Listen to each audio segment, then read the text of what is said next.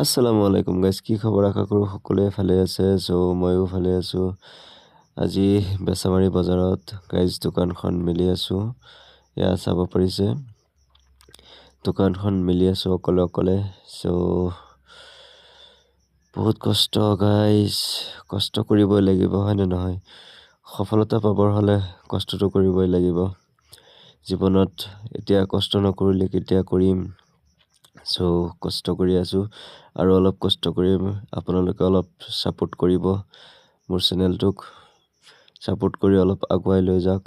Guys, মোৰ দোকানত কি আছে চাব পাৰি আছে।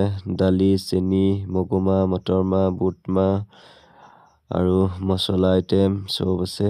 মিঠাতেল আছে, সকলোতে বস্তু আছে। সকলোৱে আহক মোৰ দোকানত, বজাৰ কৰক। গাইজ, বহুত গাইজ, আজিলৈ সিমানেই। নেক্সট ভিডিঅ'ত আকৌ লগ পাই আছোঁ আৰু এটা ব্লগত।